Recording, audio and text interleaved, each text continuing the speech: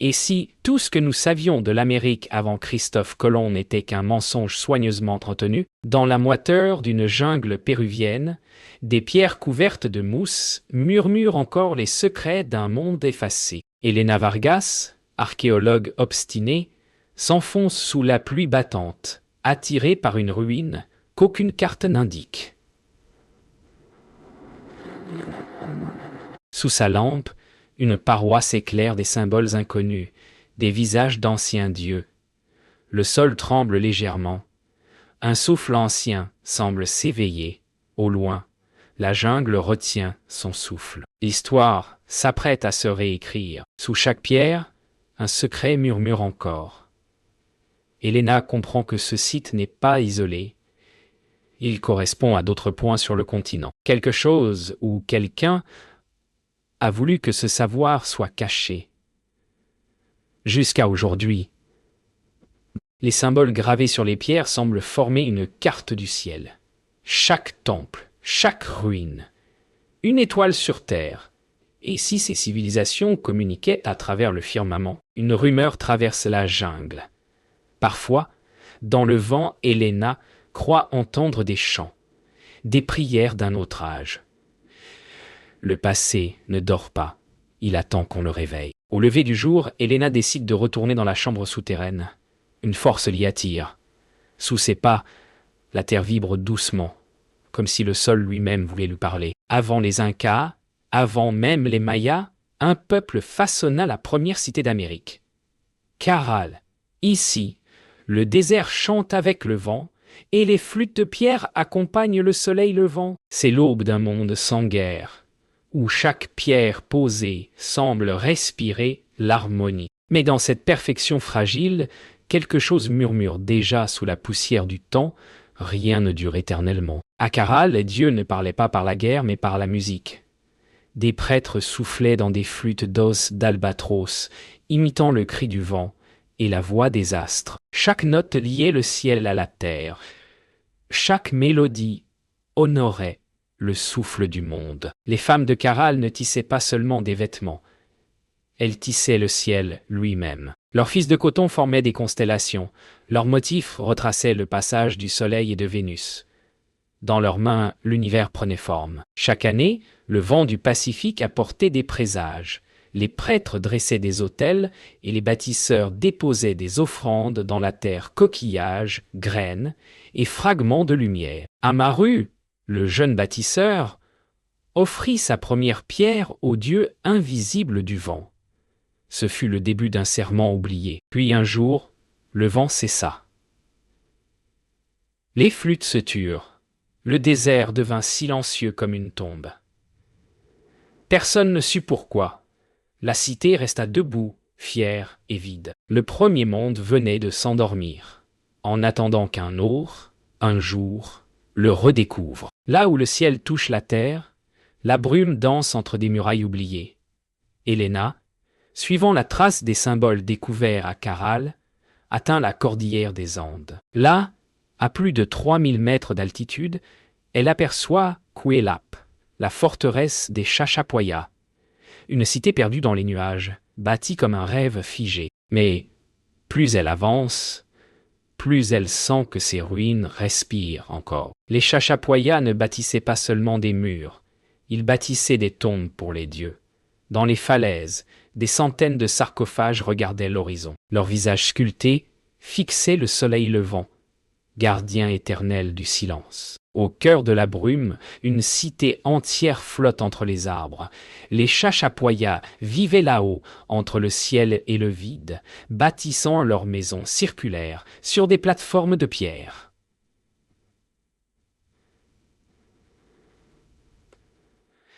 Chaque toit de chaume brillait comme une étoile au lever du soleil. Mais la brume n'était pas qu'un voile. C'était une frontière. Les prêtres de Cuelap avaient un serment protégé les âmes des hauteurs. Lorsque l'ennemi approcha, ils ne fuirent pas. Ils murmurèrent aux nuages, confiant leurs secrets au vent. Les montagnes se couvrirent d'un brouillard si dense qu'on dit qu'il les rendit invisibles. Puis un matin, la brume ne revint pas, le soleil brûla les toits, et les montagnes devinrent muettes. Les Chachapoyas disparurent sans un cri, engloutis par leur propre légende. Helena, face à ces ruines suspendues, comprend certaines civilisations ne meurent pas, elles se transforment en nuages. Ils surgirent du néant, comme sculptés par la foudre. Au cœur de la jungle, des statues géantes veillaient, leurs traits impassibles, défiant le temps. Helena découvre San Lorenzo, le berceau des dieux de pierre. Les visages qu'elle contemple semblent presque respirer. Chaque regard, chaque cicatrice gravée dans la roche, raconte une mémoire plus ancienne que l'écriture elle-même. Les Olmecs disaient descendre du jaguar, roi des deux mondes, celui de la chair et celui des esprits. Leurs prêtres portaient des masques félins pour rappeler la fureur et la grâce du fauve divin. Dans leur rituel, l'homme et la bête ne faisaient qu'un. Leur ville suivait la course des étoiles et les colères du ciel. Là où tombait la foudre, ils dressaient des temples. Les éclairs, disait-il, étaient la voix des dieux cherchant à parler à la pierre. Et la pierre répondait. Les prêtres croyaient que chaque pierre contenait une âme, un cœur de feu. Lorsqu'ils sculptaient, ils libéraient cette essence. Mais certains disaient que le feu pouvait se retourner contre l'homme et brûler l'esprit de celui qui ose trop comprendre les dieux. Une nuit, le tonnerre éclata plus fort que jamais. La terre trembla, les statues grondèrent, et la cité entière sembla respirer. Puis, le silence. Lorsque l'aube revint, les prêtres avaient disparu. Il ne restait que leurs visages de pierre, témoins muets d'un savoir perdu. Helena, devant eux, sent une peur ancienne se réveiller. Sous la chaleur vibrante du Yucatan, Helena avance entre les ruines de pierre. Le vent brûlant porte encore des murmures anciens. Devant elle, le temple de Kukulkan se dresse, colossal, taillé dans la lumière. Ses marches tracent l'ombre d'un serpent de feu lors des équinoxes. Chaque pierre est un chiffre, chaque marche une équation.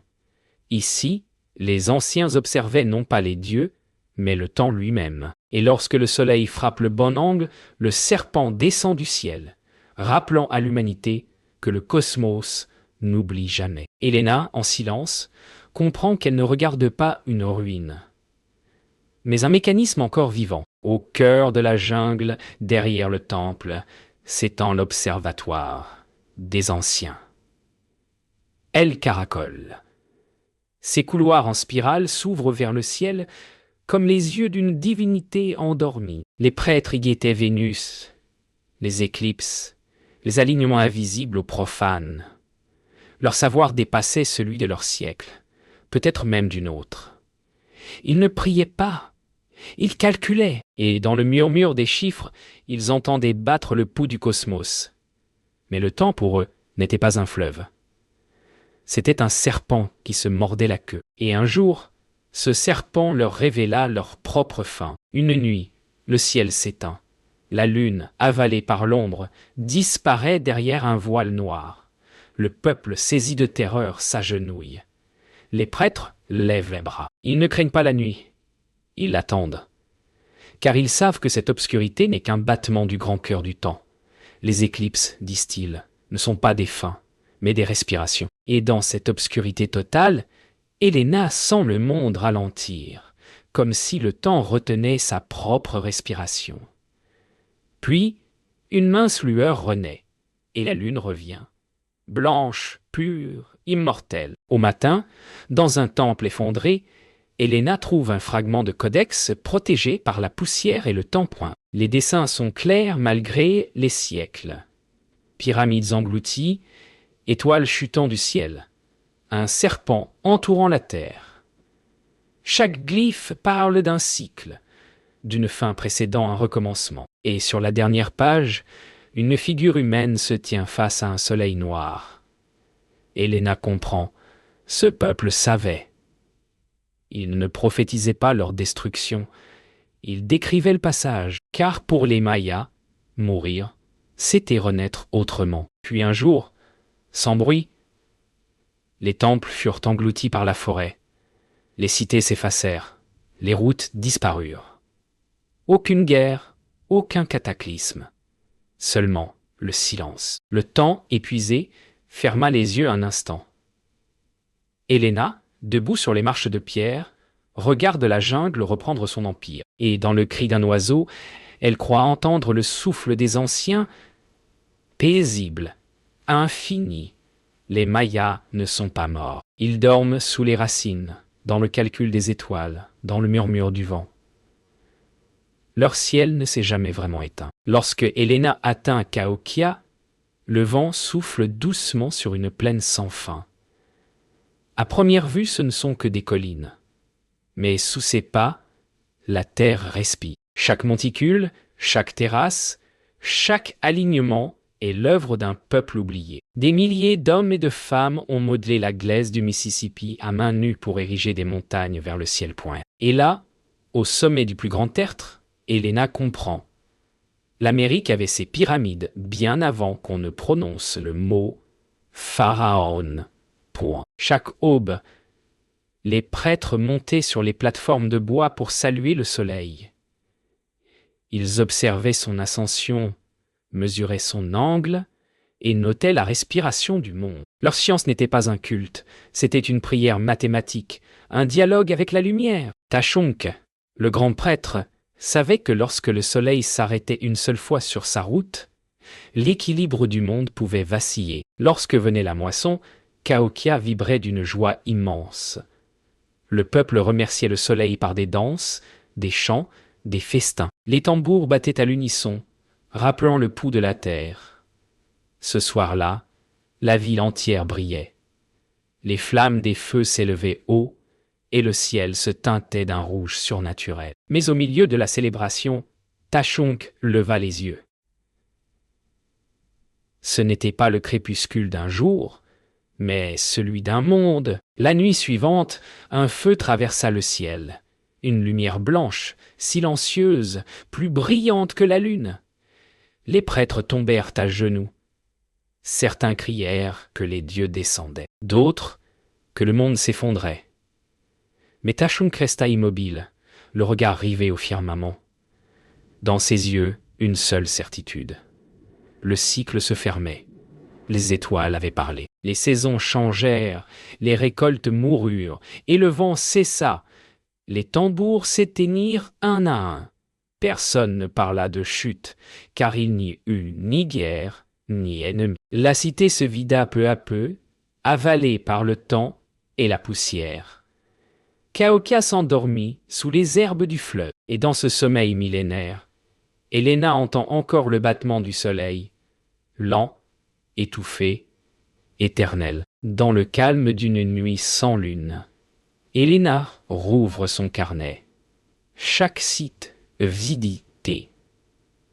Caral, Cuelap, La Venta, Chichen Itza, Cahokia prend place sur la carte comme des constellations terrestres. En reliant les points, un motif apparaît, une spirale parfaite, symbole du cycle éternel. Et si ces peuples n'étaient pas séparés par le temps, mais par notre ignorance, dans le silence, elle comprend que les anciens savaient ce que nous avons oublié. Le monde est un seul souffle, et chaque pierre, un battement de cœur. Cette nuit-là, Helena ne dort pas. Le vent souffle comme une mélodie ancienne, et dans la poussière, elle croit entendre des voix. Ce ne sont ni des échos, ni des souvenirs. Ce sont les présences, les tambours de Caral, les flûtes des Olmecs, les prières des Chachapoyas, les chants des Mayas, les battements de cœur de Cahokia. Tous résonnent ensemble, comme si la terre reprenait vie sous ses pas. Les peuples oubliés ne sont pas morts. Ils rêvent encore à travers elle. À l'aube, elle grimpe une montagne. Là-haut, le ciel et la terre se confondent. Le vent hurle comme 1000 voix. Et pourtant, tout paraît d'une clarté absolue. Elle comprend alors, les dieux que l'on a cru perdus ne sont pas des êtres, mais des forces, des souvenirs collectifs qui traversent le temps. Helena ferme les yeux. Dans son souffle, elle sent celui des bâtisseurs de Caral, des musiciens d'argile, des gardiens des nuages et des observateurs du ciel.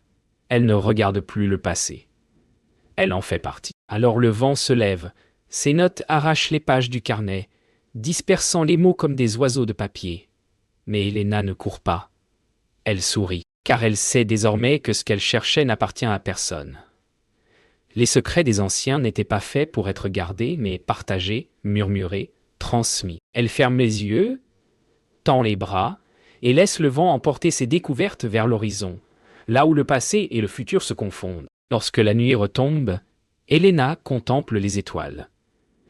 Chaque point de lumière au-dessus d'elle est un feu allumé par ceux qui furent avant nous. Elle comprend que nous ne sommes pas les descendants des anciens peuples. Nous en sommes la continuité. Nous sommes leurs mains, leurs voix, leurs rêves. Les civilisations meurent quand on cesse de les écouter. Et sous la poussière du monde, les dieux attendent encore que quelqu'un se souvienne d'eux. Elle lève les yeux une dernière fois et murmure.